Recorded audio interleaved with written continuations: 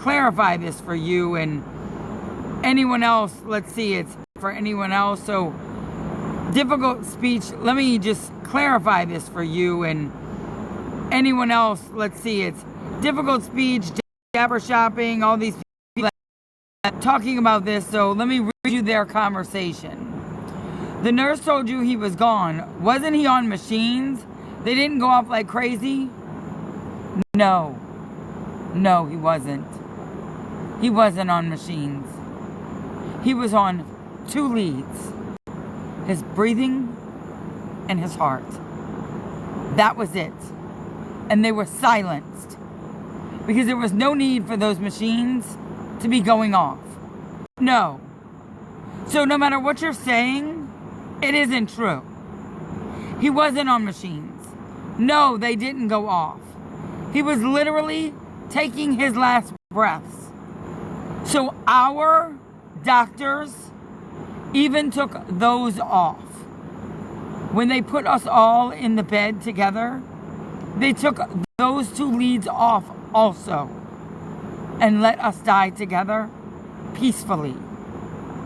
So I'm sorry, difficult speech, if you don't get that. But at the end of life like that, they just let that happen naturally. Dr. Weimer came in and she first listened to his heart rate after we rang for her because he took a scary breath. And it petrified us because it sounded like nails on a chalkboard. Then, after he took that scary breath, we pressed the buzzer. She came in. She listened for his heartbeat, and he still had one. She said, no, we still hear it. He's still here. Then we laid back down next to him. We all went to sleep again. And for those of you who said, let me scroll down to that comment.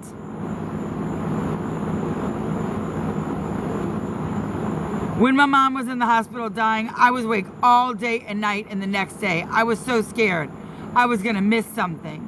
Same. But everyone handles things, different situations differently. But not really sure how she actually handled it. But I'll say a prayer that she seeks grief counseling. What? Oh no. She was able to sleep through all that? There's no way I could. As a parent, no way I'd be able to sleep. We had been up for 3 days watching our 6-month-old die. 3 days watching him die in our arms. At that point, we knew it was just minutes away. You want to sit there and watch that happen? Or you just want to go to sleep and know that he's just going to sleep and you would wake up and he was just going to stay sleeping? I'm sorry that my death journey with my child isn't up to your fucking high standards. So fucking sorry. I know that New Trife Palm Tree are the death experts and mothers and daughters and parents and just hospice people of the year.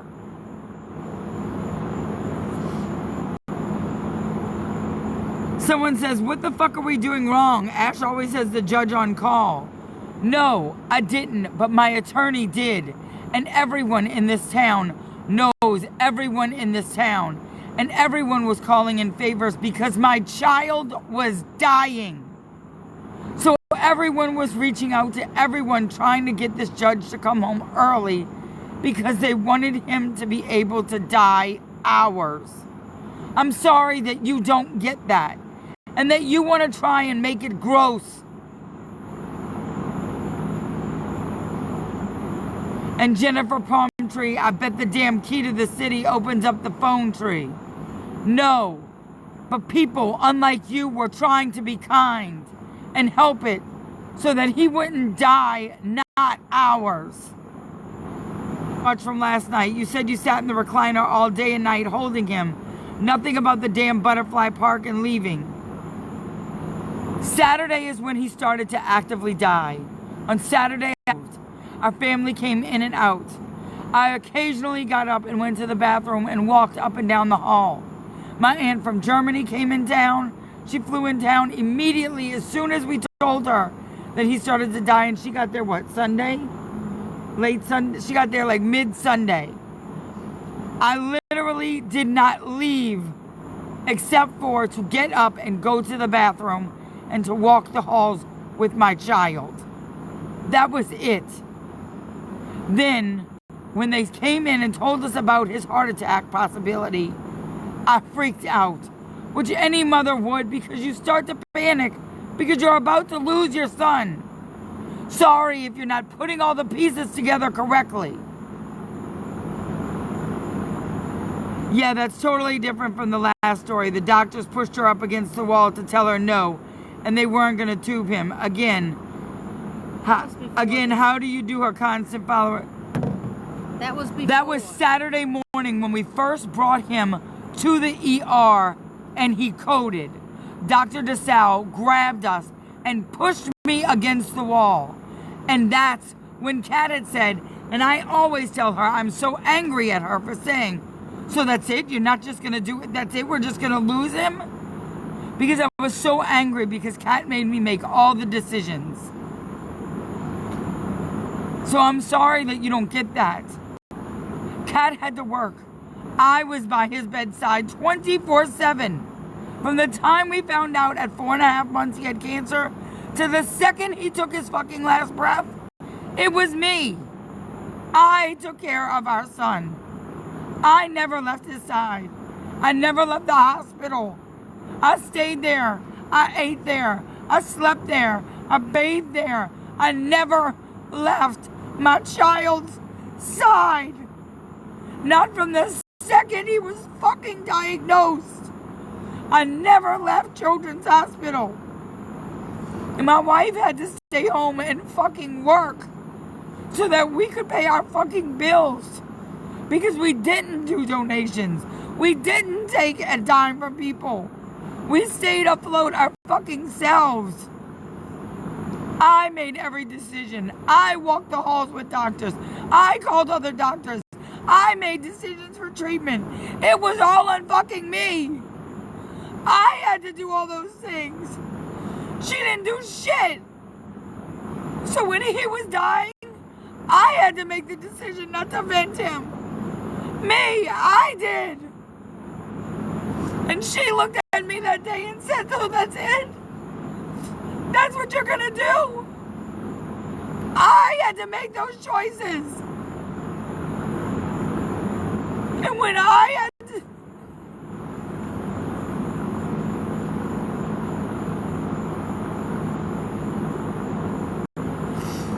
We also have grieved differently. Everyone grieves differently. So fuck you for saying anything along those natures. So yes, the first day Dr. DeSalle did grab me and did throw me up against that wall and say, don't vent him. It was against everything we stood for because it was. Because we didn't want our child to suffer. We didn't want him to suffer or be prolonged on machines. We didn't want that for our kid.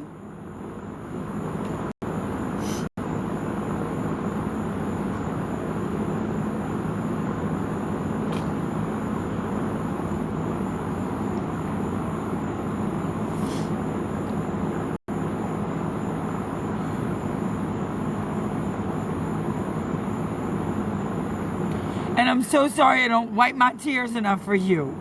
Next time I'll try and make sure that I fucking do that for you. You wonder if Catch watches these lives because I tell multiple versions of the story. No, I don't. There's only one version, stupid. My version has never changed. I tell the same version because it's what fucking happened. I tell the story like it was yesterday because it feels like fucking yesterday. You have no idea the hell I walk, remembering every moment like it floods into my fucking mind. Showman, you really need therapy and learn how to move past this trauma. Okay, move past the death of your children. You'll get over it. Get over your children dying. I'm so sorry that I'm just not over the fact that my kid died in my fucking arms.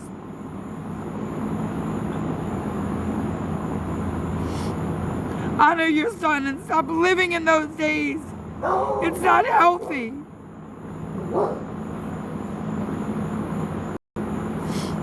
They tell them they're sorry for their loss, but they can give a fuck less about my fucking loss.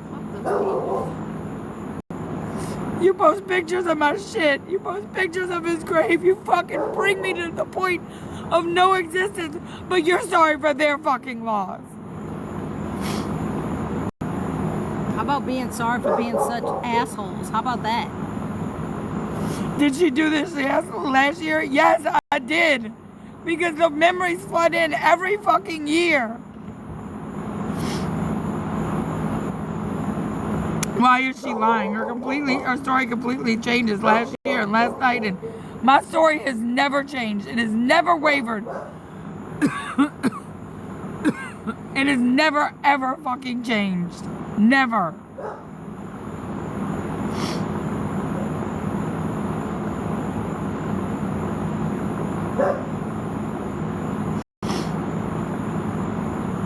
On the first night, he was breathing just fine. He was breathing fine. His heart rate was fine. On Saturday, it was. But on Sunday, he started to decline. The problem is that y'all don't fucking listen. And you want so bad. You want so bad to fucking make something out of nothing. Stop talking about my fucking baby to manipulate things so that you can make things out for your benefit.